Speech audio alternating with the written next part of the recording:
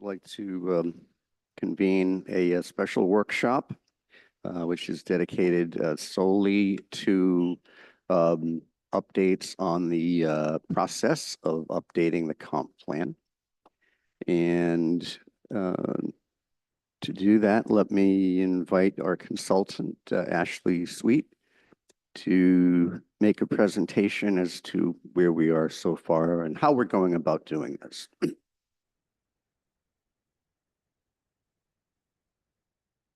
Good evening, everyone. Thanks for having me.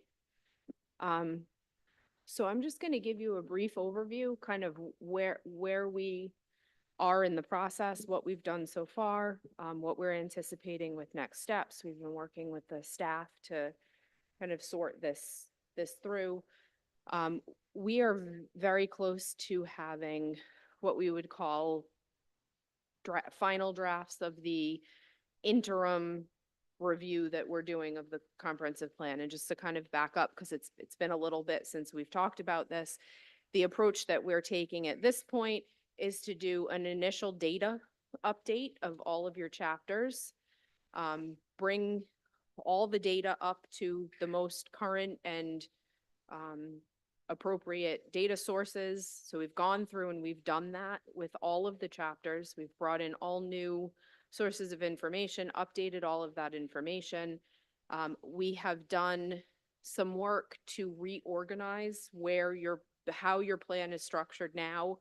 The biggest change I would say to that is that we've taken the current approach, which is to outline goals and policies in the front and then talk about actions within the chapters and then again talk about goals, policies, and actions. They're kind of scattered throughout the document in your current comprehensive plan. We've collected all of those and created an implementation chapter. So you have an actual implementation chapter that outlines the goals, policies, and actions for every chapter within the plan. So instead of spreading them out across all the different chapters, they're all consolidated into one place. We have done very little to alter those goals, policies, and actions. I would say the only changes we have made is when staff has identified things that I think we might have taken out like 2 policies in the whole thing. It was either a repeat policy or it was something that, wasn't relevant anymore. So we did take that out at the staff's direction. And then the other change is that we gave you some draft goals, policies, and actions for energy because that didn't exist before. It's now a requirement of the comprehensive plan and has been for several years.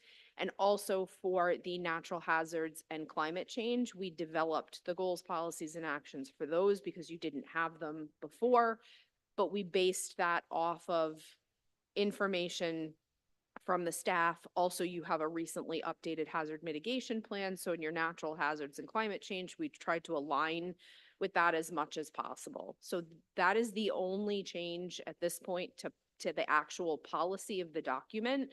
We've retained your policy. We've kept your goals. We've kept your policies. We've kept your actions as they exist now and just input them into this new framework of an actual implementation chapter. With the exception of the energy and the natural hazards and climate change, which we based off of existing information you have and staff feedback. The goal here is basically to move this plan forward to the council so that the city council can hold their public hearing. You also have to hold a public hearing on a comprehensive plan. And whether we do that independently, you can also, the state law gives you the ability to do that as a joint public hearing. So you can hold a joint public hearing with the city council.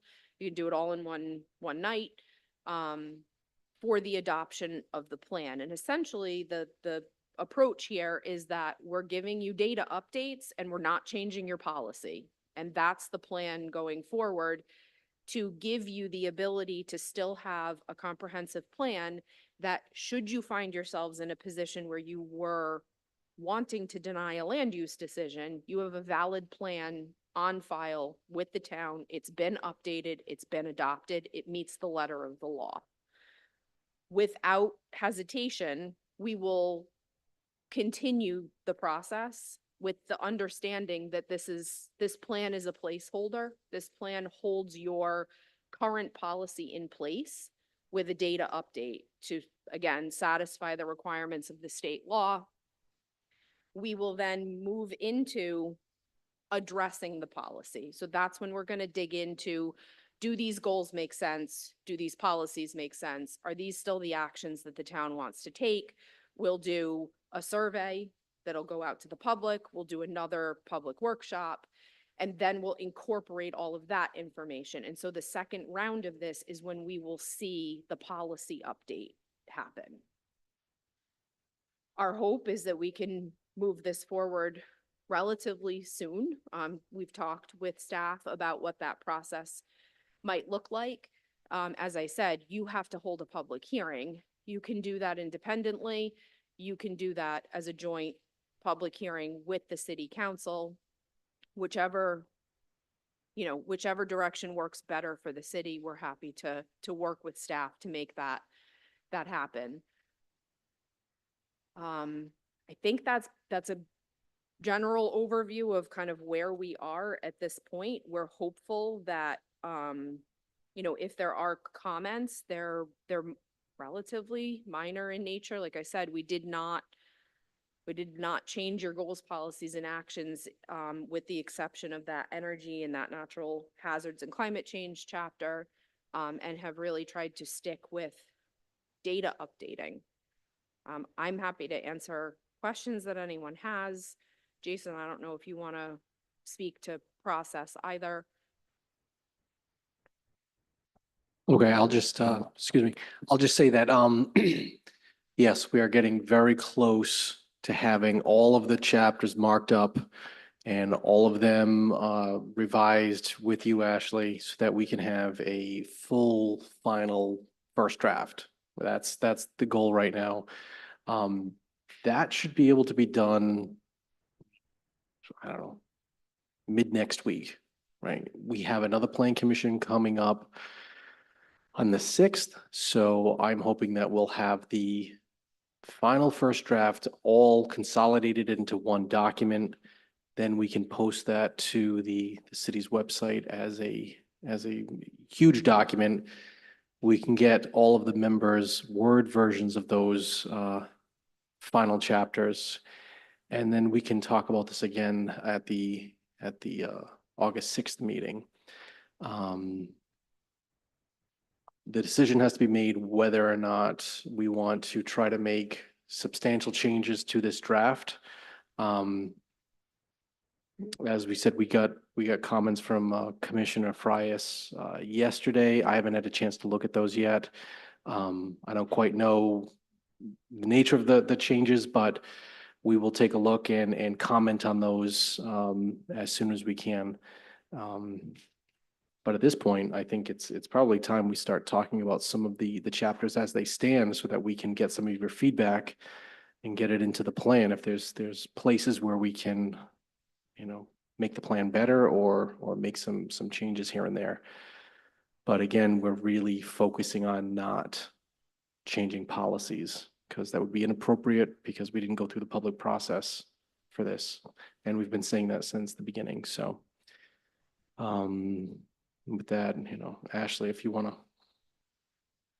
to go through some of the Yeah, plan elements or next steps. If there are specific chapters that anyone wants to talk about, we can certainly do that.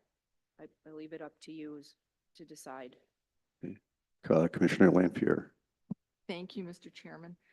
Just a question. You said that the goals, policies, and actions didn't change except for two, only changed if staff removed a couple of, I think you said a couple of them. Can you identify for us what those were, please? Not. I recall the ones that we definitely removed. There was language about the Western Cranston Village, which that concept is defunct at this time. The areas that were identified back in the 92 plan carried into the 2012 plan, but have since been developed for low-density residential development, which pretty much makes the idea of rezoning and doing some type of a high-density overlay in Western Cranston, not a reality. So it's an old idea that had just stuck around on the plan, and we felt that its time was to go. That's one that I can recall. We have to look at some of the I can markups. go back, I have a marked up version and I can go back and let you know what that was. But to Jason's, I do recall that one now. I do think there was some duplicative language. There was, and Jason and I had this discussion, if you look at what's in there now, you'll see things like, I remember curb cuts came up multiple times, like consolidation of curb cuts. And then there was another policy that would kind of say the same thing, but just with slightly different words. And so Jason and I talked about, does it make sense to start to clean these up now? Should we be working on that now, or really because initially had just talked about a data update. It's, as planners, it's hard for us to not to tend to want to get into those things and start to correct that language, but we made the conscious decision not to do that, to just leave them alone as they stand now. That way, what you're being asked to move forward really does not affect policy. It is simply a data update. We've just transferred your existing policy into a new format, into a data updated plan, so that you again kind of have that ability to have a plan that meets the letter of the law in the short period of time that you had to do it, so that if you are presented with an application that, you feel does not comport with your comprehensive plan and with the policies in that plan, then you have a plan to back you up and make a decision based on that plan. Right, and we've been saying that since the beginning, is that if something is defunct, it's defunct. Like there was some kind of a action item about working with the state on the redevelopment of the state institution land, now that sounds like an interesting goal, but the state really doesn't have any interest with the city working with the state in terms of deciding what the state does with their land. So things like that are just they're not feasible. That's something else I can recall, but we can give you something on that.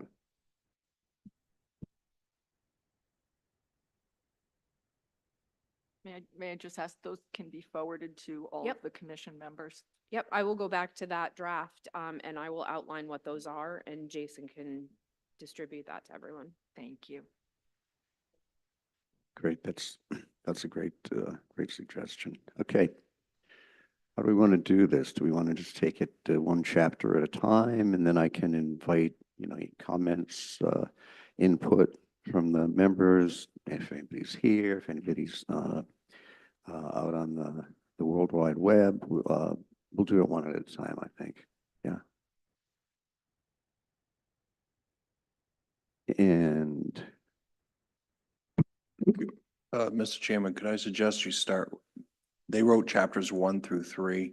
yes, 3 is an implementation chapter. Right. So probably that can hold off till we get all our goals. Maybe we start with 1 and 2, or we can just go to the substantive ones, which is 4, 5, 6, 9, 12. okay. You're suggesting starting with 4? That would be my indication. I mean, 1 and 2 is pretty generic, I thought. Okay, I think that's a good suggestion. Let's stick with the substantives right now. Chapter 4, natural resources.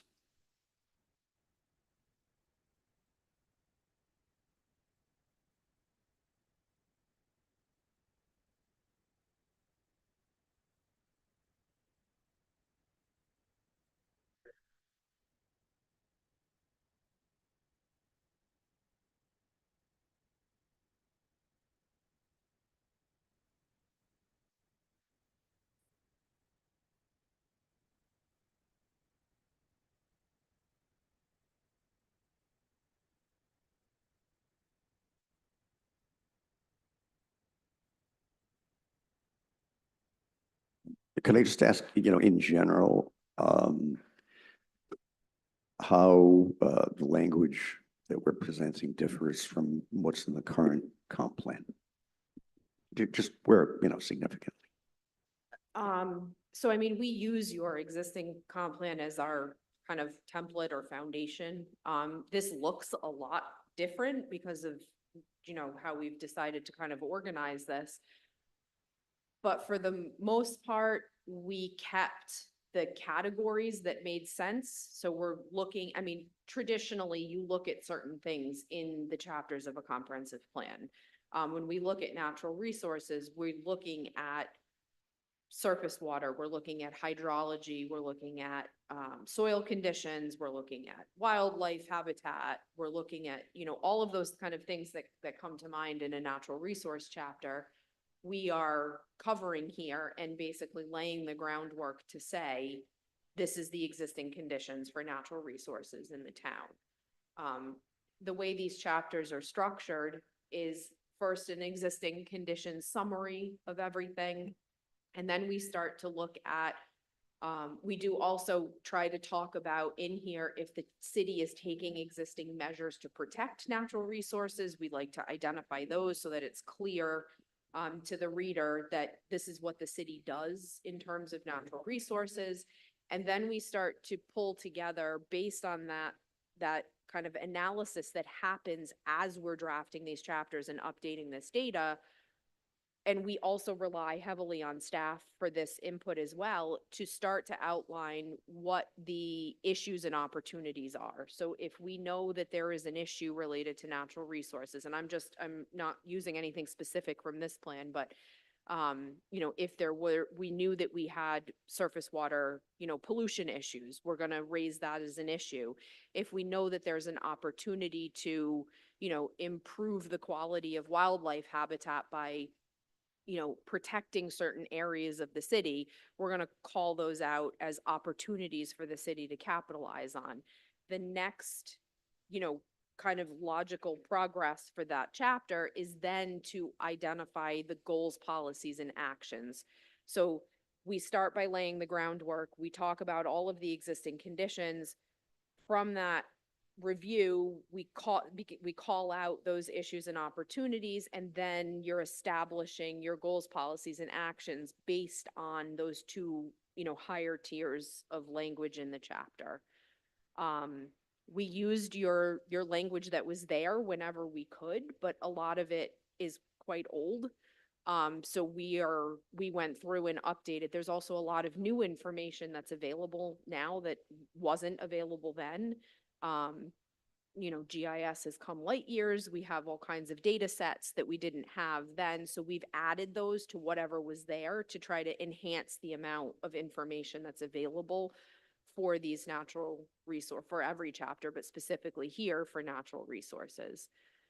So you'll see places where the language does overlap. We've tried to keep what still makes sense to keep, but also have expanded on what existed in there previously, and worked to make sure that it's reflective of current situations. So it's hard to say on a chapter by chapter basis exactly what's changed, but that's kind of the general approach to this information. Obviously you still have the same water bodies that you had 20 years ago. That's not changing, but are some of them now impaired that weren't impaired before? How does the new information that's out there kind of change the assessment of that information? Okay, questions from the commission? Okay, Commissioner Frias. Just a quick thing, just to start out, talking to my fellow commissioners.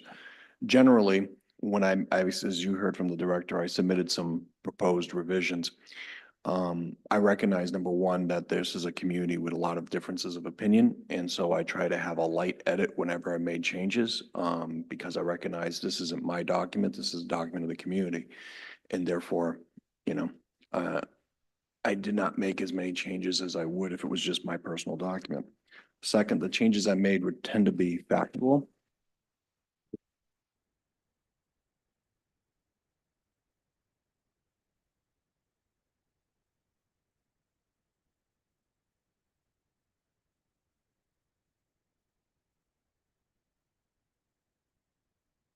Thank you, Mr. Lima.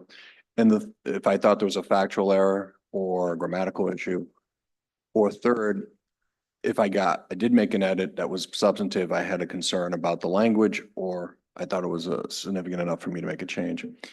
So on this chapter, I only made very typographical errors. This was not a significant, to me, this was an indication of the status of our natural environment. I did not make any significant changes other than, like I said, typographical errors. If the other commissioners, have changes to it, obviously, but that was my 2 cents.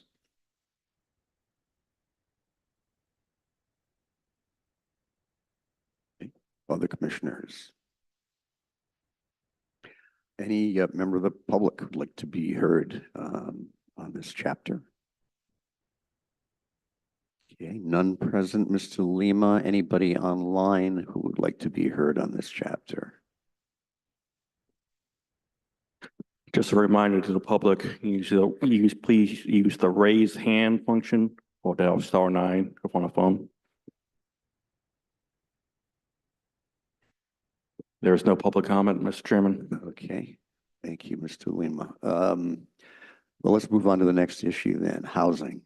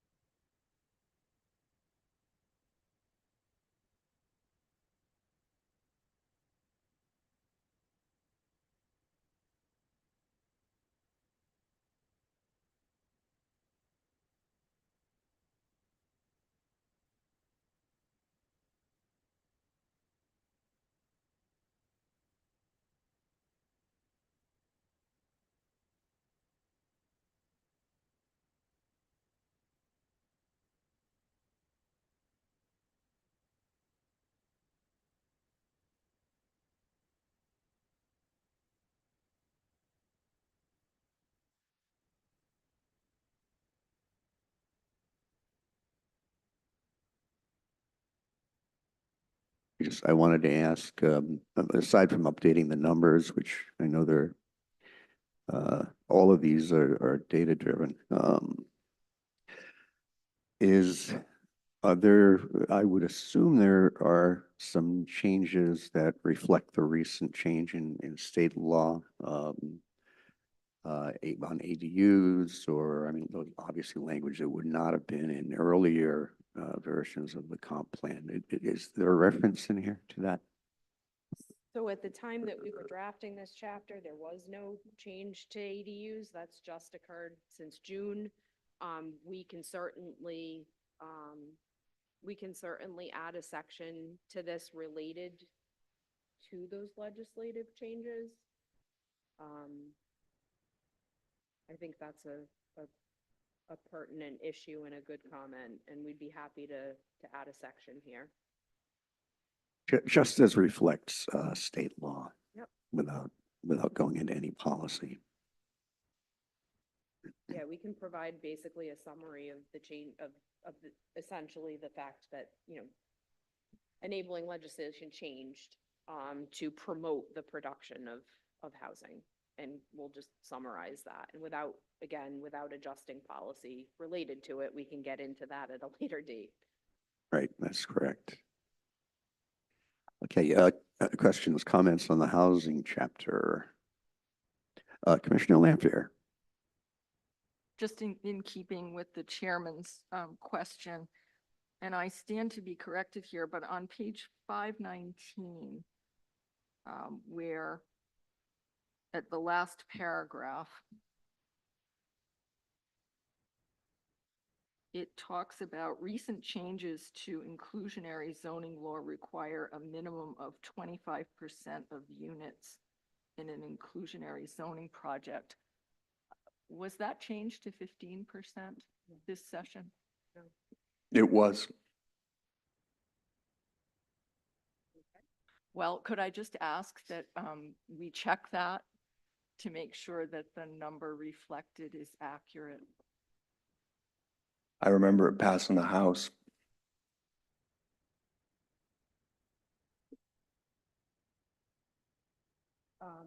what happened last session is now irrelevant because they changed inclusionary zoning in June.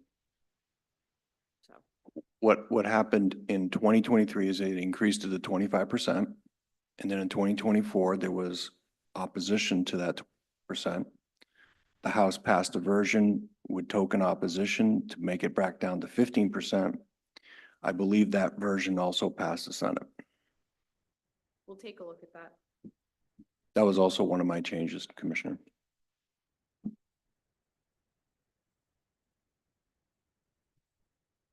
Yeah, Commissioner Frias. On this one, I had more substantive changes. I don't want to bore the commissioners about all of my changes, but I'll just focus on page 20 and 21. If you go to page 20, last line of section 5.7, there's a sentence there about providing housing options for all income levels, residents from diverse economic backgrounds can build equity. I deleted that sentence because I don't really know what build equity means. Okay.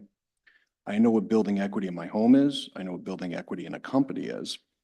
But build equity is a pretty amorphous concept. If we want to say that pursuant to state law, we provide housing options for all income levels and diverse backgrounds, that is accurate. The next one is 5.72 opportunities. You go to the third paragraph. It indicates the establishment of an inclusionary zoning ordinance with a minimum of 25%. As Commissioner Lampier pointed out, and I think she is correct, it's actually 15%. But also I made a change here is that I wanted to indicate that currently the Planning Commission has followed an inclusionary affordable housing policy when it comes to new apartment projects. And when feasible, the City Plan Commission required new apartment projects to have at least 15% of their units to be affordable. And by the way, Director, I'll fix this. I wrote this too quickly. I made some typos in it. In the alternative of establishing an inclusionary zoning ordinance, which would mandate, I indicated the possibility of just having the current policy we have, which is more flexible, continuing. And then lastly, on pages 521, the last paragraph, it says, as you can see here, to mirror housing types within existing neighborhoods and add, I think the word is gentle density that matches the character of these places over time. I'm really not sure what a gentle density is. So I just changed the language to if the density matches the existing neighborhood, which is consistent with our current goal of 9.3. So those are the changes I made in this section. And we will, at the appropriate time, either it will show up in the final draft or I'll make an amendment to the commissioners. Thanks. Thank you, Commissioner. Commissioner Lampier. And I apologize. I just went through this over the last 2 days, so I did not send this along, but expected that we would have a discussion tonight and it would be revisited. So I will send it along.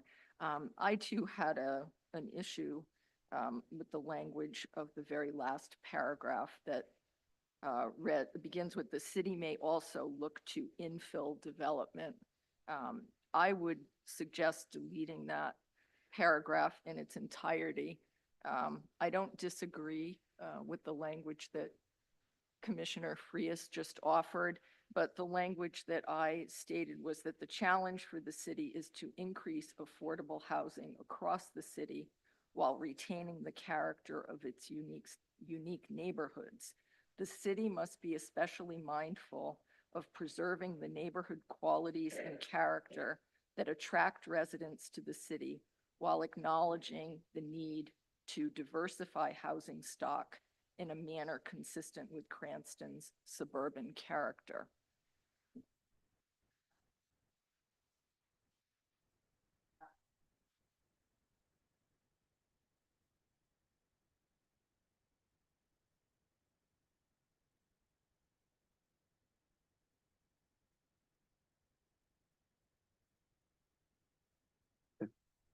Thank you, Commissioner. Commissioner Frias. Just a quick follow-up so people know where I'm coming from. When I come up with an edit, doesn't mean I'm married to it, that it has to be that way. I'm pretty flexible, but I think I'm expressing my intent about what I'd like to see. So, and what I don't like to see. So that's basically, I just want to put that on the table. Thanks. Thank you, Commissioner. Any other housing questions, members of the commission? Anyone present who'd like to be heard on this issue? Yes, please come up and state your name and address for the record. Hi, Stephanie Sosha, and it's 44 Sage Drive, Cranston, Rhode Island. I just have question in this last sentence, which I know you guys are revising. It's saying the city may also look to infill development and up zoning, whatever, to mirror housing, and I know you're revising it, but I'm just wondering, I guess, where and you're looking to infill development up zoning to mirror housing, as, you know, there's obviously two sections of Cranston, the eastern side and the western side, and the eastern side is already pretty congested, and the western side is pretty rural. And I just have a concern that we're looking to develop western side, and I just wanted to voice my opinion, being owner in the city of Cranston of a real estate company and an owner of a appraisal company, that we're starting to overdevelop the city of Cranston. And this statement that I've been reading here is just, I don't know, you're starting to create more housing. I get it, there's a lack of housing, but where are we going with this? We're just making more congested, the city of Cranston more congested, and it's a beautiful city. Let's leave it as it is, and let's leave our open space the way it is. Why are we looking to do this? And I just wanted to put that on the record for you to all hear. And I know there's a majority of people, they might not be here this evening, but they are also in the same, or have the same concerns as myself. Okay, good. Thank you for those comments, duly noted. Thank you.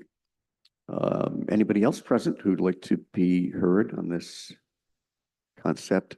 Okay, Mr. Lima, is anyone online who would like to be heard? Sam Brusco. Okay, welcome. Please just state your name and address for the record. Yeah, Sam Brusco, 11 Alhambra Circle. And I think I agree with what the commissioner said. However, I would like to see that in writing so I know that I agree with it. The infill, et cetera, I agree with.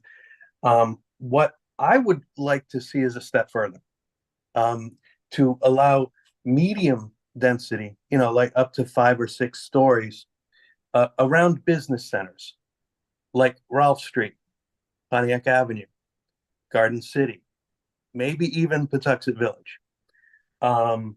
And that would, it would provide a ready-made customer base for the businesses in those areas. Now, I'm not saying, you know, we bulldoze houses overnight and put up office blocks. I'm just saying that it could be allowed as it makes sense. Also, those areas, the lady before me talked about congestion. If we don't have areas that people can walk to for restaurants, for shopping, yeah, there's going to be a lot of congestion. What I'm talking about is making Cranston more walkable and having it more convenient, in that if you have higher density, you can have convenience stores. You don't have to drive to Stop and Shop every time you need mayonnaise. What else? Also, 3-family houses. I don't know if that is part of what's called low density or not. But I know that in Edgewood on the east side of town, that 3 families were pretty much the norm until you get to Columbia Avenue. And then boom, 1 family houses, 6,000 square feet, end of story. Personally, I'd like to see that increase for the reasons I mentioned above. Also, that in-law apartments, somebody wants to add on to their house because of their aging parents. Well, now they got to go through a whole rigmarole of zoning and variances just to be able to do that. And I'd like to see that just, okay, well, it meets this criteria, done, boom. That's about all I had to say. Thank you. Thank you very much for those helpful comments. Karen Rosenberg. Okay, just state your name and address for the record, please. Karen Rosenberg, 45th Bow Street. And I just wanted to, in the context of the discussion that just happened on the housing chapter, raise a process concern, which is that the light edits, I think Mr. Frias used the term, maybe it was in respect to the preceding chapter, but what was just discussed to me is not, it's not edits, it's substantive. And it seems to me that the process that's been described repeatedly is that right now the city is essentially rushing to put something in place because we're so far behind in terms of complying with state law, so that we just have a plan that can be used, to address development in the short term until we can carry out a proper process with public engagement, which would be required for any kind of substantive changes. So my point is that we're talking about substantive changes in this meeting and making substantive changes to the current plan. And there really hasn't been any kind of reasonable public engagement that I can see. And I'm a little bit concerned about, the vagueness of the timeline and the amount of public engagement to come. But just for present purposes, like, why are we making changes in what we mean by, density and infilling before that engagement happens? Providence did 2 years of public engagement where they held community meetings in every neighborhood, and people really had a chance to, give their input as members of this community about, what they want our future to look like over the next 10 years. And I think that that these kinds of changes shouldn't be made without a reasonable level of public engagement. Even the ones that we're talking about here tonight, it's not the process that's been outlined. And so people aren't here, to weigh in on this. They don't even have drafts in their hands. We're just like seeing, little bits and pieces on a screen. So I'm very concerned about that. Thank you, Ms. Rosenberg. Ms. Rosenberg does have a very good point before we get too far afield. And that is that we have always maintained that phase 1 is strictly an update, or if there's something completely wrong in the plan, to make the correction. And these are all helpful and comments that we are getting, and all are being recorded, and will be part of the discussion probably in phase 2. So we really need to figure on concentrate just on the document itself, make sure that there are no errors or areas that the state is requiring us to include that we haven't included in the past. So that would all be new language or language that's moved from one chapter to another. So yes, Could we just reiterate for the members of the public that all of this information is available on the City Plan Commission website? And that is actually where the commissioners get the information. So with respect to all of the graphs and all of the drafts that we're discussing tonight, it has all been posted by the planning staff to that website and has been available to the public. thank you, Commissioner. Commissioner Frias.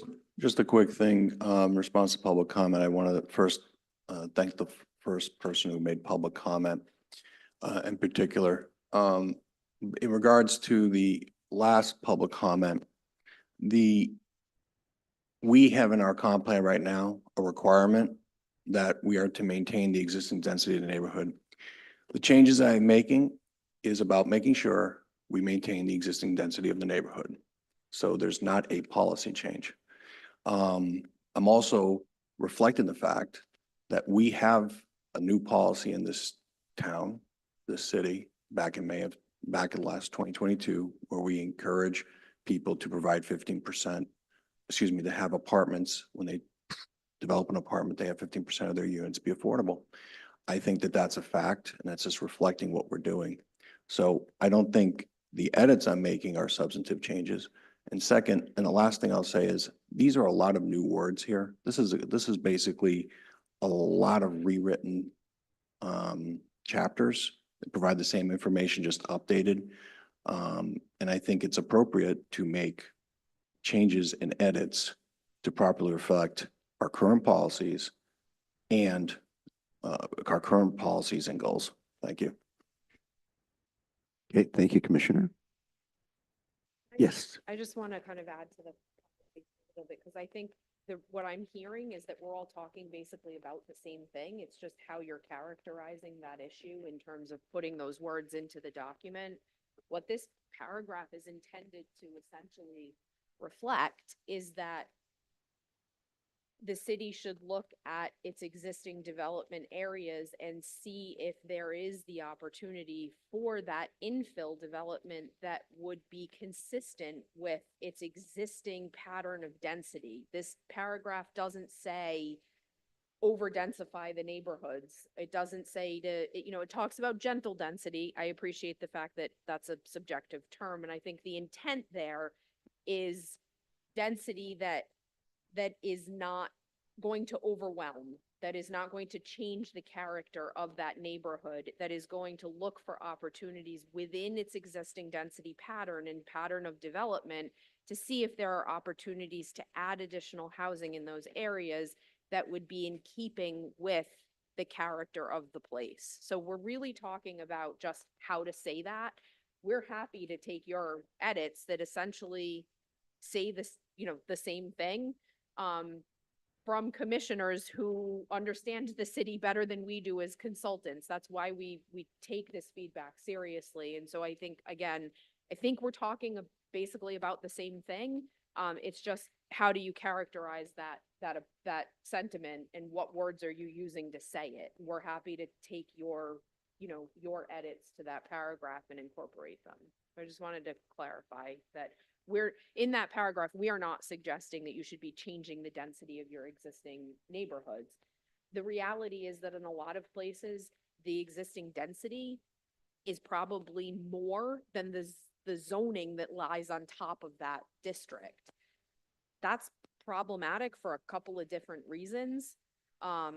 And again, this is text within the chapter. We didn't take this and create a new policy to direct, or a new action to direct the city to do anything.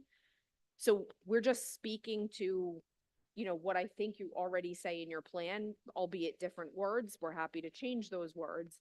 But I want to make it clear that this is not a policy shift that we've put upon the city or asked the city to implement. There is no action item that says that you're going to change your density unless that action item existed before. we would have carried it over unless we were told not to. So I just wanted to clarify that for everyone. Okay, thank you, Ms. Sweet. All right, let's move on to economic development. Mr. Chairman, Yes, may I just ask one more Yeah, question? of absolutely. Ms. Sweet? On that same paragraph that we've been discussing, it said the city may look to infill development and upzoning. Can you define what is meant by upzoning? That would be that would be a term that would characterize the situation that I just discussed, where you may have a development pattern that has a higher density than your zoning district. And so could the city change that zoning to match the density? Would that open up opportunities for infill? It would. And it would still be in keeping with this character of the neighborhood, because that is the density.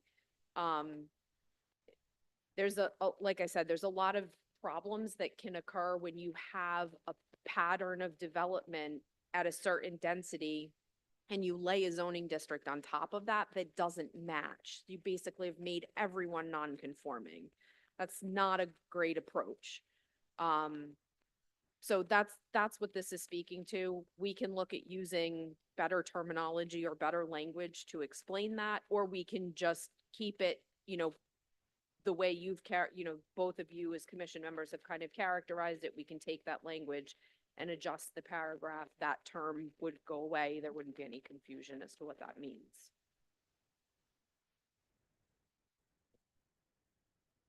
okay, moving ahead to economic development, chapter 6.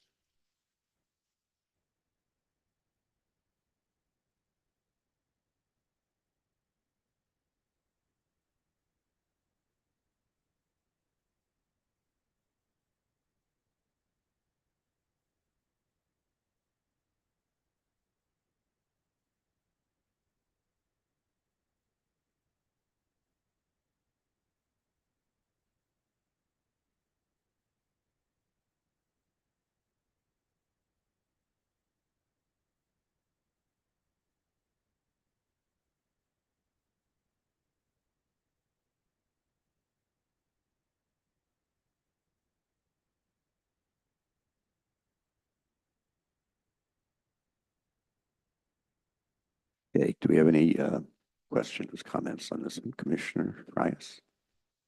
On this one, I call mostly typographical minor edits. The only edits I had was the first paragraph. It's more of the language used. You have stuff here like improves a number, you talk about existing employment, job types, prominent and growing industries, the real estate market, property tax rate. You list a number of factors that go into where people put their business. I would prefer, because I would just prefer to say something of the effect that a number of factors could be considered, okay? And the reason I do that is that some of the factors you listed, I think there are other factors, labor costs. You mentioned tax rates there, energy costs, educated workforce. These are all, so I don't want to get into a back and forth with everybody about what factors we list and what we don't list. And you'll see in the language I submitted, it was just that kind of stuff. I just prefer to leave it open-ended versus we sitting over here and having an argument about what brings businesses to Cranston. That's basically the gist of it. Okay, thank you, Commissioner.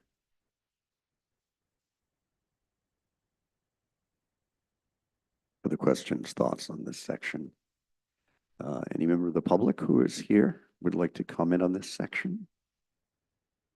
Okay, seeing none. Mr. Lima, anyone online who would like to comment on this section? Annette Bourne?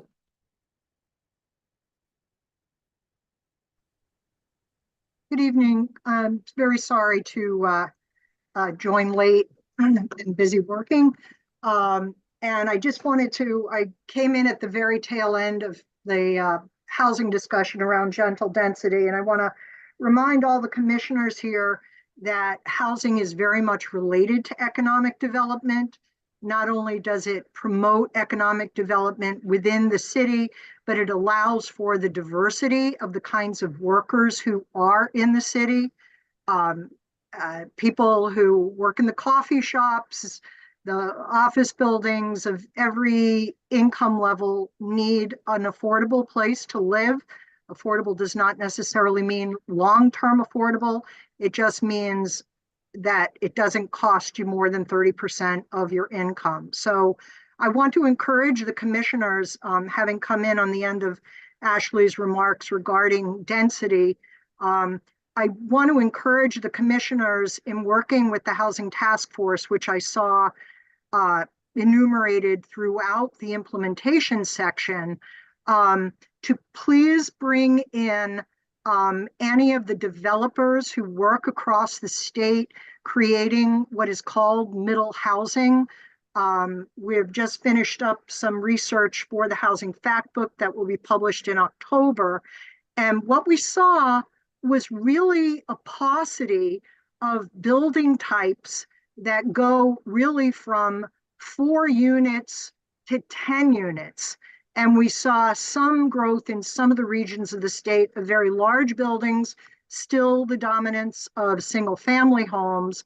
But I think we are really missing a sweet spot when it comes to types of homes that could go down our corridors, like Park Ave, like Warwick, like Reservoir, some of which already exist. And I'd be happy to share with the commissioners through the planning department the series of trainings that we put together that identify some of the planning and zoning opportunities across the city. So, but engaging an architect, I think, can truly help you visualize and understand. The other area of growth here is in single person households, both older households and younger households. So it is not necessary that we have to be building 3 and 4 bedroom apartments and homes. Many people are living in smaller households, and all of that relates to economic development. Thank you. Thank you very much, Ms. Bourne, for your comments. Well Sam noted. Brusco? Hello. Mr. Yes, Go right ahead. Sam Briscoe, 11 Alhambra Circle. Well, I just found out about this meeting like right before it started. So I do not have the time to read through this chapter quick enough. And aside, how was this published? Because I didn't hear anything about it. Maybe that can be addressed later. But my comment here was, I saw a graphic, and I can look for it and send it to the committee if you'd like. But it showed how densely populated areas are a boon to a city.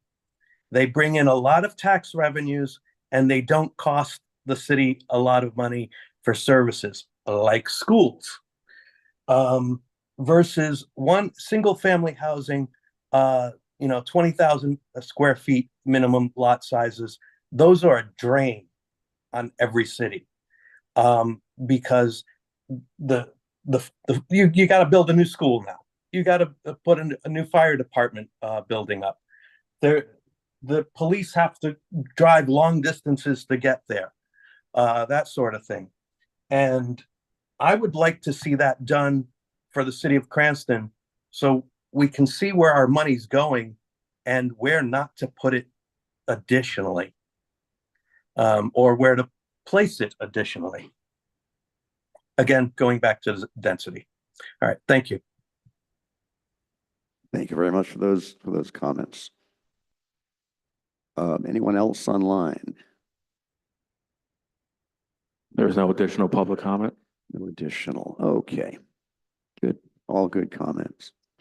Let's move on to historic and cultural preservation.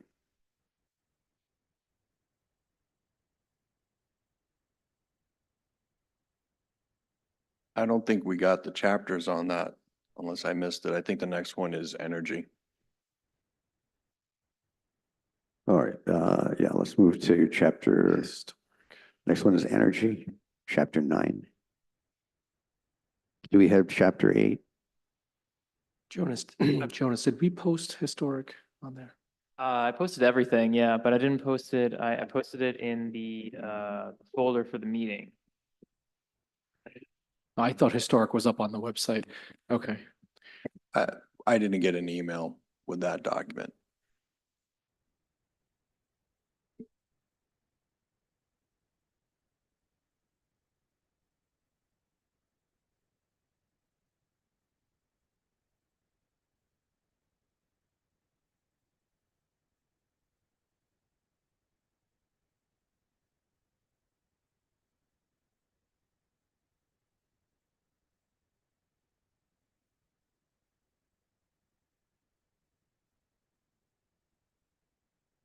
All right, that one should be just about done. That'll go up shortly, along with the rest of our elements. That's not a controversial chapter anyhow. Okay, we'll hold on discussion on 7 and 8. Is that what we're doing? Energy.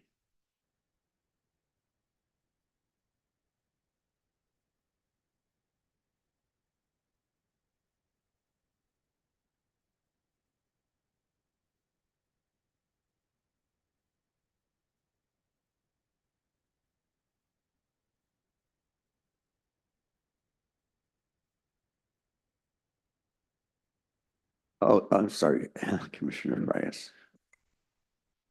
This is a completely new chapter. So I had some more substantive edits here. I'll just go through them quickly. Hold on. You go down to section 9.2, where it says electricity power produced with fossil fuels or renewable energy. Actually, it should be fossil fuels, nuclear energy, hydropower, or renewable energy, because that's where we get all of our energy from in this region. It's not just fossil or renewable. Next, on page 9.2, on the paragraph starting on June of 2022, I think I had a couple of typos in the edits again, Director, so I will fix that. But here you state that Governor McKee passed historic legislation. Obviously, it was the General Assembly that passed it, not the governor. That talks about 100% of Rhode Island's energy will be renewable by 2033. Actually, it's the electricity provided by Rhode Island's privately owned electric distribution companies, because Pasco Electric and Block Island Power is exempt. And then you say this is the first legislation of its kind. It's actually not. Hawaii was, and you should say there's only a few states that have this, because there's a few states that have it, but we weren't the first. Then I go to page 9-4. You have a reference here under section 9.2.3 to Natick Avenue Solar Farm. As you know, the commission rejected this project on a 5-3 vote last year, so there should be no reference to this project in this comp plan.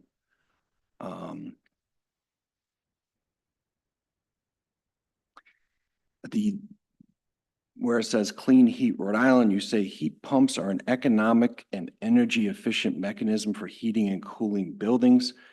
I'm not sure where you get how you define economic here, because from my understanding, heat pumps are more expensive than other sources of energy to heat your home. 9.24, you list some amendments including the following, and you list land use 10, land use 17. I think those amendments have been superseded by a subsequent amendment in 2020. If they have been, they should not be here anymore.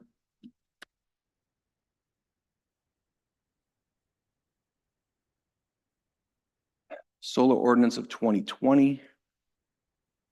You state that these standards will help ensure that solar development is properly cited.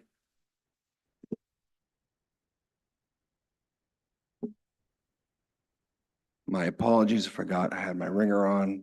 My kid had a dentist appointment. I would make sure you put something language like solar development is limited to certain locations. That's what the amendment did in 2020. It narrowed locations. I'm sorry I'm taking a while, but like I said, this is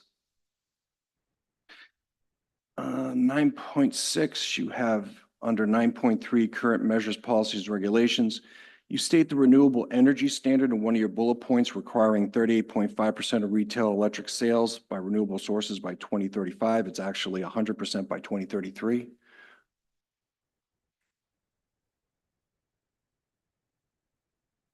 Okay, challenges 9.41, inadequate implementation.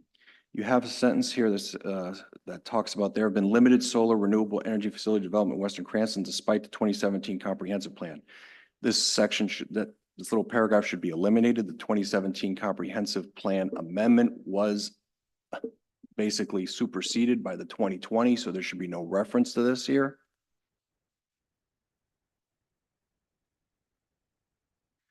Land use conflicts, you have a sentence at the bottom. This highlights the need for clearer zoning and land use policies specific to renewable energy projects. I think we have a pretty clear policy in this city and zoning regarding our solar energy, where they are allowed, where they're not. We don't need this language in here.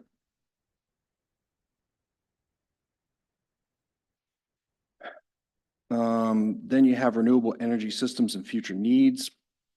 You give a lot of data. You should also point out that according to the U.S. Energy Information Administration, solar energy contributed 11% of the state's total electric generation in 2022. I think people should know how much generation is being generated from solar rather than just throwing out these numbers. And then lastly, in these opportunities, I would delete this diverse land for varied energy strategies. I delete the phrase less dense rural areas are suitable for large scale solar farms or wind energy projects subject to zoning regulations. I think our amendments in 2020 made it pretty clear we are not interested in putting solar farms in our rural areas.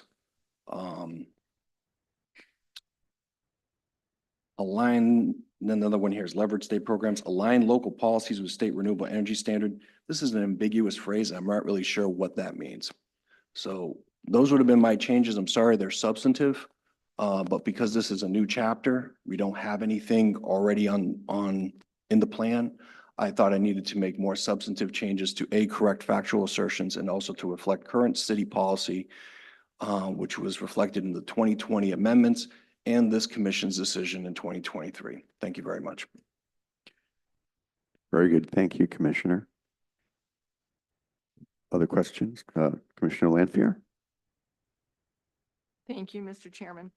One of the reasons why I had asked which goals or policies were removed is because, and I hope I'm working off the same draft, but on page 9.4, section 9.1.4, under energy and land development, it said Cranston amended its comprehensive plan in 2017 to include measures related to land development and siting of solar and renewable energy facilities. Amendments included the following.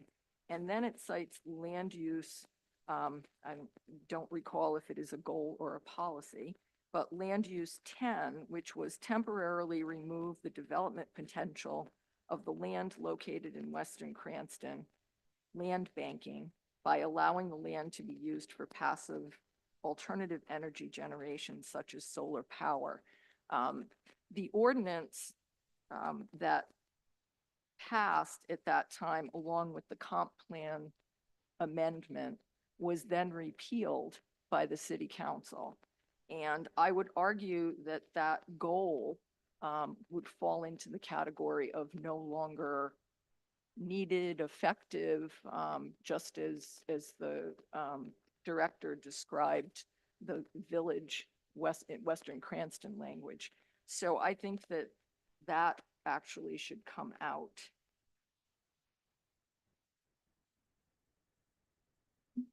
And I would just add that to the comments made by Commissioner Frias with respect to the solar power language in this section.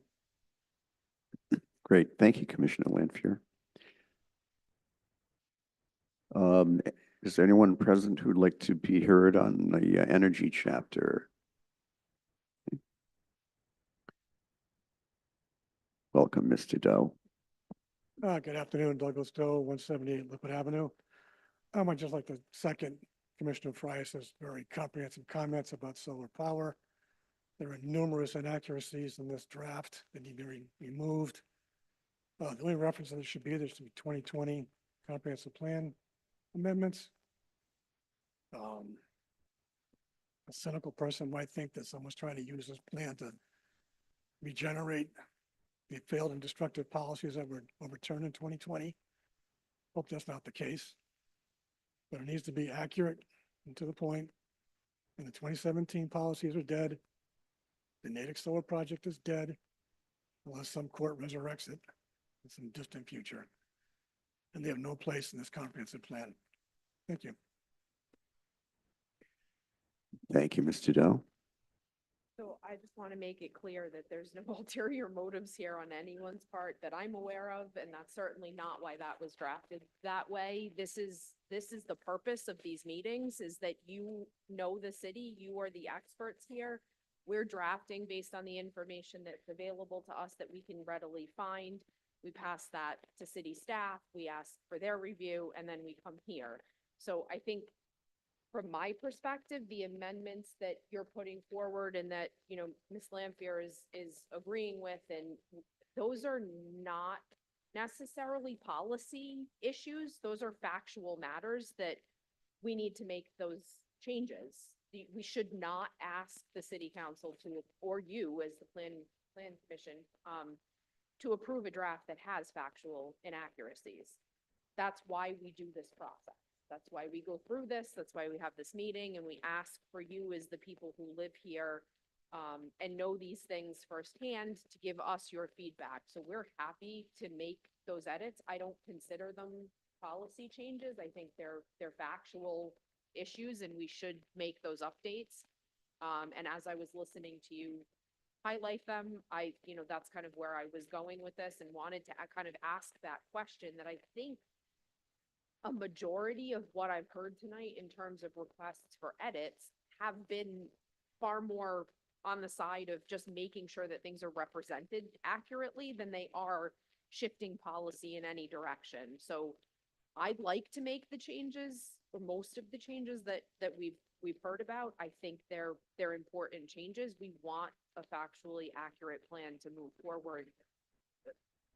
Yes, it's a temporary plan. Yes, it holds your ability to review and make land use decisions based on it, but we want it to be accurate. So we would, unless we're directed otherwise, we would tend to want to incorporate those changes before we're passing this off to the council and asking them to consider it.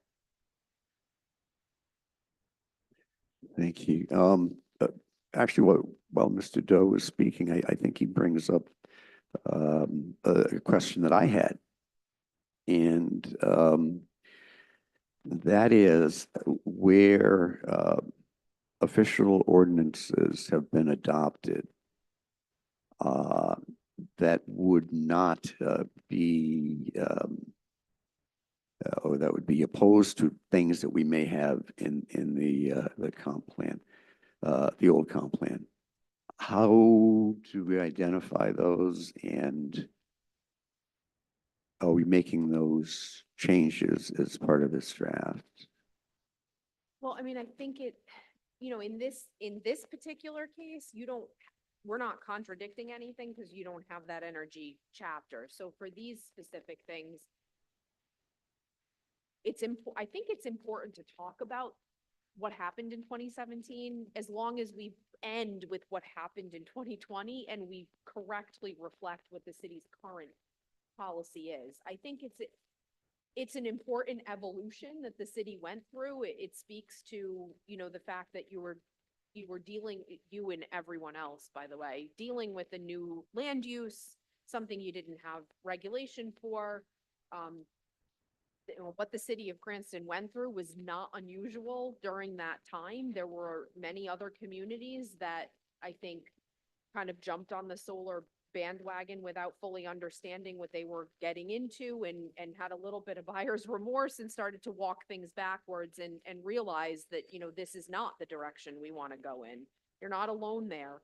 I think it's an important evolution of what the city went through, and it got you to where you are now, which is your current land use policy, which basically says this is where we want solar and this is where we don't want solar. So we would like to amend that section to just make sure it accurately reflects what you did go through and where you ended in terms of that policy. This is a little bit different because the energy chapter is new. We didn't have anything to go off of. I do think that it's appropriate in this iteration to make sure that we are recognizing those things. So if there's a kind of an evolution again, you know, in one of the other chapters, we should highlight that as long as we are accurately representing it and we're clearly stating, although they did this previously, this is where we are now, because that's what really matters. Okay, good, thank you. Chairman? Yeah, yes. Just to make it clear, I don't have a problem talking about what happened in 2017. I'm a history person. You can say what happens. The problem is that when you go to challenges and opportunities, you're using some of the rhetoric that was used in 2017 to justify that. And so to me, I think the policy of the city has been made, that is, we do not, for example, we don't want solar in less dense rural areas. You know, that's not an opportunity. So it's that kind of a thing. So, okay, thank you. And it's, again, this is why this part of the conversation is so valuable to us, because this is not stuff that we can just go get somewhere. I mean, this is an evolution of events that happened over the course of 3 years where you guys kind of grappled with this land use issue. So we do our best. But there is going to be stuff that we don't know that you know, and that's why this exchange of information is really important for us.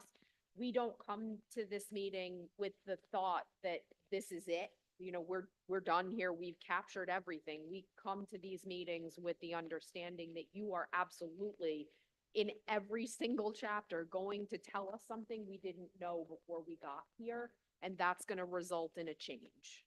In this case, it's going to result in a change of just factual information that puts forward the right policy. Where we got halfway there, we didn't get the rest of it. So the policy that we stated doesn't meet your current policy. We didn't get all the way through the evolution, and we want to make sure that we do that. So that's why we want to incorporate these changes. Okay, thank you. Mr. Lima, is anybody online for this chapter? Sam Brusco.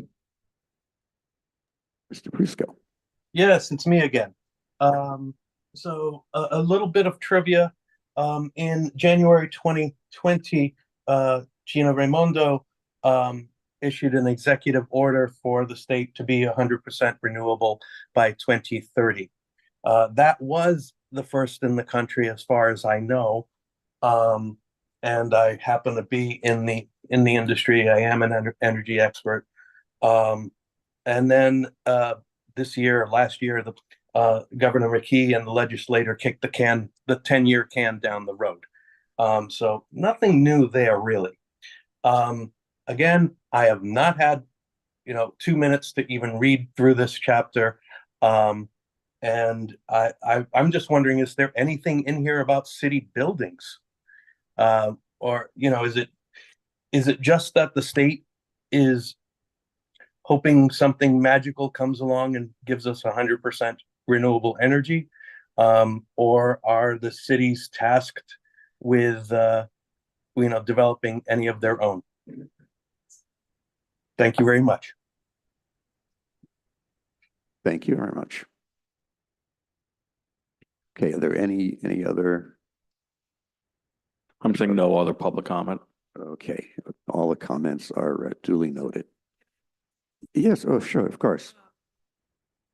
When we drafted these two chapters that you don't currently have, we just tried to tread lightly. We want to satisfy the requirement. We want to address the issues. We also don't want to put forward any actions or policies that haven't been vetted through the community and through the commission. So we, like I said, we tried to tread lightly there and did not want to obligate, the city to anything that again hasn't been through that vetting process.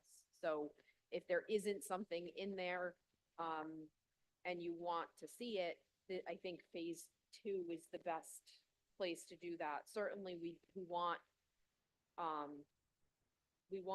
you to tell us if there is something in there that the city has no interest in doing, we should take that out. But this is the placeholder, so if we live with this plan for the next, 8 months or so until we get through the rest of this process, I'm not sure that there's a big impact there in terms of like not being able to initiate something that you'd want to see there, but we also don't want to tie your hands and put something in there that you wouldn't want to see in there. So that's kind of the approach that we took. We're happy to take things out that you all feel shouldn't be there, because we don't want to obligate the city.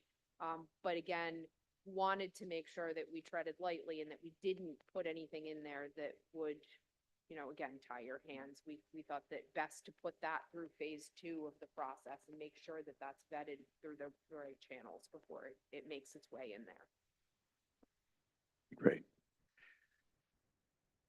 Okay, open space and recreation, chapter 10. I don't think, Chairman, we got that. I think the last chapter we got was natural hazards and climate change. Okay, let's move to chapter 12. Natural hazards and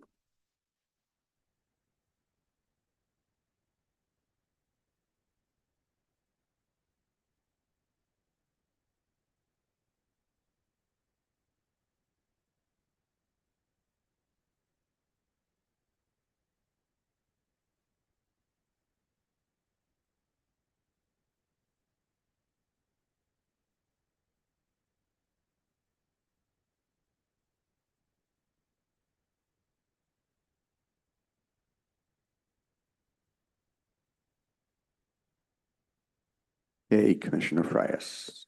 I only had very slight modifications to this. I recognize the policy of the state regarding climate change, and we need to reflect that policy.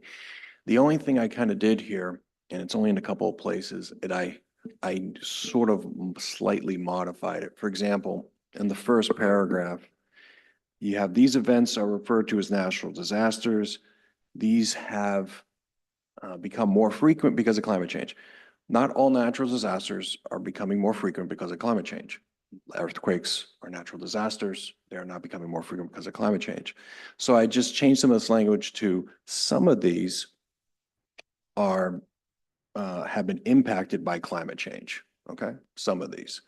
And about the prevalency, I believe that some studies believe they are becoming more prevalent, these natural disasters. I know the science is there about becoming warmer, obviously, and an impact in the climate, but the issue of the intensity of the storms, I think most studies show that it's becoming more intense or more frequent, but I don't know if it's like, I'm not sure, I'm not a scientist, so I'm not sure if it's like absolute statement you can make. I would just say some believe or something like that. So these are the kind of slight nuances I made throughout the document, recognizing the policy of the state. That was basically it, as you'll see in the edits. Thank you. Thank you, Commissioner.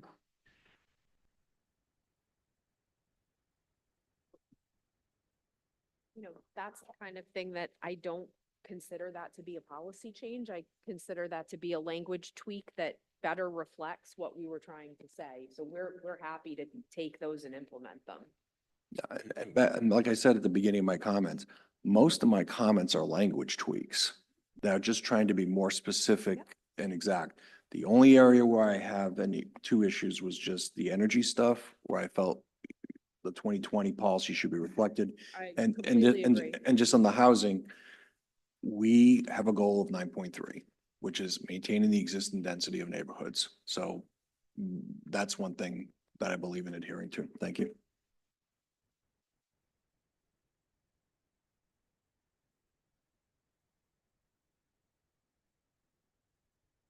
Okay. Commissioner Lanfear. Thank you. And again, I will send these along. I did not get them in before this evening, but I will send them so they can be shared. On page 1212, the middle paragraph that begins with Cranston's zoning ordinance and subdivision regulations.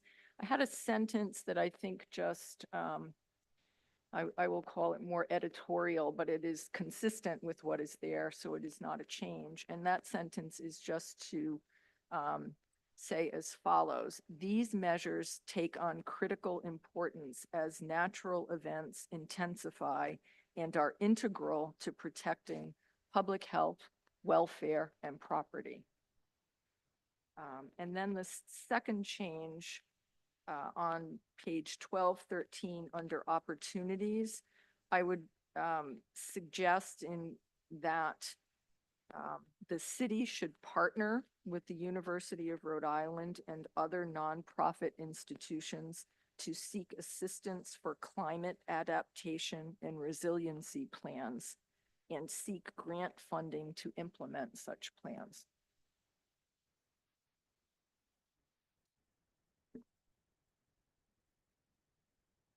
Thank you, Commissioner.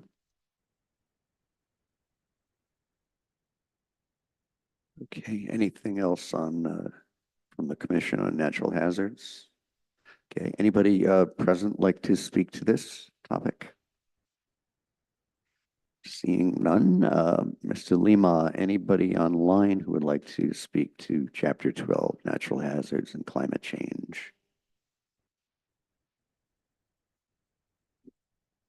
I'm saying no public comment. Okay, no online public comment.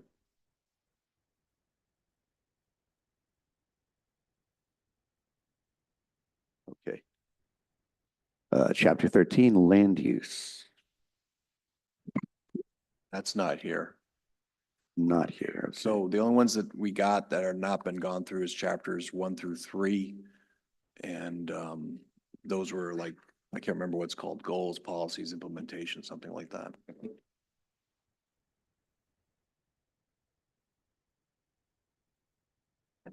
No.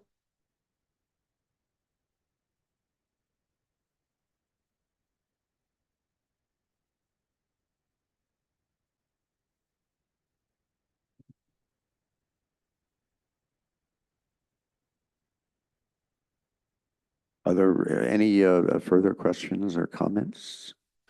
Commissioner Frias? I didn't have any edits for chapters 1 and 2. That looks pretty standard to me. Chapter 3 is implementation, so I wanted to reserve my right to make edits there once I understand what we're agreeing to in the other chapters. So again, I reserve my edits on those for my fellow commissioners and for you, the staff and the consultants' consideration. Thank you. Okay, thank you, everyone, both here and online for participating in this. If there's no further business, I will just accept a motion to Well- adjourn. Oh, Director? I'm sorry, before we Yeah. make that motion, Mr. Chairman. So just so we're clear on next steps, staff and Ashley will work on the remaining markups and finalizing the chapters over the next several days into early next week. My goal is to have all the chapters, all the markups ready for posting by midweek next week. That's the goal right now. So staff has to dig in on these last final chapters. I believe we have a little bit more work to do on the open space recreation. There was some language that we needed to draft there. And then the final chapter is really the land use element. And we'll spend some time on that and get that back to Ashley as soon as possible. And then we can pull all this together and we can try our best to incorporate some of the comments that we heard tonight and the ones that we've gotten from Commissioner Frias, comment on those. And then we've got our regular meeting on the 6th. And Ashley, you said you can't make the 6th. So, you know, I think we can probably walk through these elements during our regular meeting. I don't want us to lose, you know, a whole month before we get back together and look at this again. It would be almost a month because you said you could make a meeting on the 21st. Yeah, when we originally talked, I had held the third Wednesday of every month for Cranston if we needed to be able to get together because I have a standing conflict on your regular meeting date. Right, so we don't have a crazy agenda at this point. We have a few items, but if we could handle those items fairly tightly at our regular meeting, we could reserve some time for us to push through some of these other these other elements and try to get our comments. And, you know, Ashley, these will all be televised. You'll be able to see everyone's comments as we do them on YouTube. So I just don't want us to lose another 4 weeks. So I think we can do this in 2 weeks and have you know, keep this discussion going, which is very good. So but after that, how do we feel about the 21st? If we can have a good session on the 6th, you know, maybe having a public hearing to wrap this up, or do we want to reserve you know, our thinking on that for right now? Because my goal is to get this wrapped up with these comments and get a draft that we feel comfortable with, and then get it over to the city council so we can start the hearing process. Meaning that at that time, we can still make amendments through the amendment process of an ordinance, but I'd like us to get as many comments as we can before that time. But we are, you know, time keeps ticking here, so we need to get this, finalized.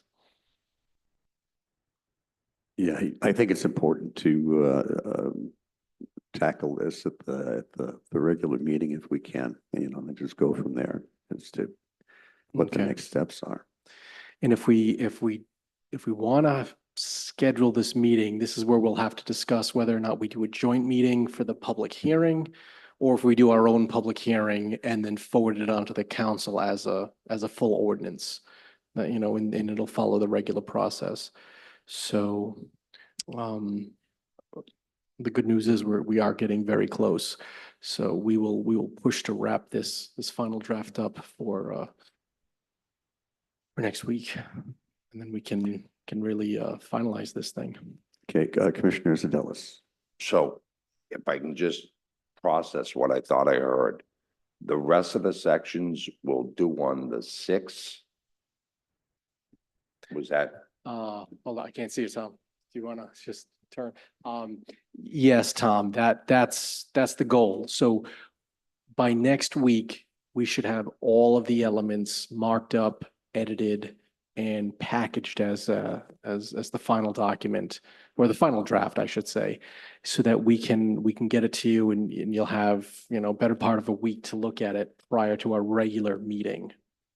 And that we can, you know, it's tight, but I think that we're getting pretty close. Yes, Commissioner. Just a follow-up question. Is there any way we could start early again on the 6th? Well, our regular meeting is scheduled for 6:30 because that's a regular public meeting. Mr. Chairman, I don't believe we are, well, we have a different group in here before our meetings. We have BOCAP So I would say no. However, if this was just I don't want to, could we do it in a different venue? But I don't think that would work. I just don't think that would work. Or could we move BOCAP to a different venue? There's nothing in the ordinance that it says they meet. Well, That's- I've never I can- attempted to move BOCAP, but don't you have more sway over those folks than? And my point is, I can move BOCAP to another. If we could move BOCAP, we could start early again. It would be as a special meeting, would be like a Yes. special workshop prior. And then we could, we could take a break and then reconvene as the regular meeting at 6:30, if that's what we want to do. Mr. Chairman, consider BOCAP moved. If Okay, you start at 5, I can join you remotely. Okay, all right. Then I can be there and I can hear it firsthand and we can have the same kind of interaction. I'll just be remote because I'm gonna be Okay. in Tiverton for 7. And there's no appetite for any earlier than 5, correct? That's 5 is, all So nothing earlier than 5 for people who work, please. right, okay. Just want to make sure. okay. So then the regular meeting in August, we will start with a special meeting and deal with the last of these elements that we have not gone over yet. And then, as the director said, we'll take a short break and then reconvene as the city plan commission and hold our regular business. And then what we can also do on that agenda is at the end of the agenda, we could just schedule the workshop when regular business is done and we can go back to it if we want to after that, those items are finished. So we just go back to the special workshop. And that would be 2 different times. Yes, Commissioner And- Lanfear. May I just suggest, because none of us has a crystal ball, that we agree that after both meetings are concluded on the 6th, we would then have a much better sense of what type of meeting we would need on the 21st. So can we agree that we will meet in some capacity on the 21st, but the nature of which to be determined after our August 6th meeting? Yeah, I mean, I think that's fair. Like, I think it's important that we do all at least put a hold on that date on our schedules. The only thing I'll mention is that if you wait until the 6th to decide, you won't be able to advertise that as a public hearing for yourselves. So you wouldn't be able to hold a public hearing on the 21st because you need 3 weeks of consecutive advertising prior to. On that vein, Ashley, if we said the 21st is a date, we want to hear this as a workshop or public hearing, we could move forward and advertise it as the public hearing. And if the public hearing, we're not quite ready, we could continue it to a date certain, but You could still do use that time Yes, as the workshop. as long as you do the advertising, you could do it that way. Right, so I'd have to do the advertising. I would have to advertise the 21st as the public hearing for the plan commission to adopt. And if we get there and we're not ready, do we agree that we can just continue it to a date certain? Yeah. But would we be able to conduct business like as a workshop instead? I'm gonna suggest you run this by your solicitor, but I think you could post it as both. Okay, I All think right. as long as you indicate that votes may be taken, That's right. maybe take it, okay. And then if you. but I could- would check with the solicitor You could as do the well. workshop portion of it. You could open your public hearing, continue it to a date certain if you're not ready to actually hold that hearing. Okay, so I'll coordinate with Steve Marcella and try to figure out a pathway for that. And I think we can do it. But I'll report out on how that goes. But the 21st is a go for either a big meeting for the public hearing or a continuation of the workshop. You feel good about that? Mr. Chairman, if I can add one more wrinkle, would you include the city council with that? Oh, or- please, not right now. Let's Uh, let them do it That was the separately. earlier conversation. I The, just want to I, circle back on that. in one sense, it could be positive to have them invited, but not asking them to be voting. But I think we can invite them, you're cordially invited to come participate because, they need to get up to speed on this as well. Except that if more than half of them come, that's a quorum and that's an open meetings violation. So That's only if they start talking to each other and communicating to each other. So if they just sit in Understood, the yes. audience and they're listening to what we say, it's not an issue. I just think it's a lot easier and faster if we just get our job done. If August 21st, we're able to get this done, we kick it over to the council and then they can run the ball and do what they can. But trying to coordinate with them right now, I think it's just better to just go forward and get this done in about a month. I would never not want the council's participation at this phase so that they get familiar with what they're looking at because so I can invite them as unofficially, like just you're invited, but not having it posted as a full city council meeting or anything like that. We only do that when we do our joint workshops. We have to post those as both city council and plan commission. We wouldn't do that here. Okay. Would there be, and I turn to my Robert's Rules of Order experts at the end of this table, at the end of that table. Would there be any advantage in recessing today's meeting and reconvening on the 6th for the purpose of this meeting? Or does it make no difference at all? We can just advertise it. We'll do a public notice like we normally do. Just, the 5 o'clock, there'll be two. There'll be the 5 o'clock and there'll be the 6:30 meeting. So it's. I think what the director's suggesting is the right way to go. We don't want people to say, oh, what are you guys doing playing a game? You didn't put notice on the open meeting, blah, blah, blah. Let's just post it. 5 o'clock on August 6th, workshop comp plan, 6:30 regular meeting with the comp plan element being at the end in case we want to do some more and wrap up. So if you want me to do some kind of motion or something. Or... Well, there should be no, I don't know if we need to vote on that, but by consensus, I think that I've got the direction from the commission. Yeah, you just do that, administratively. Right. And I'll coordinate with Marcella and yourself to make sure we're all on the same page, but sounds good. Okay, thank you, everybody. I think we got a lot done tonight. I'll accept a motion to adjourn.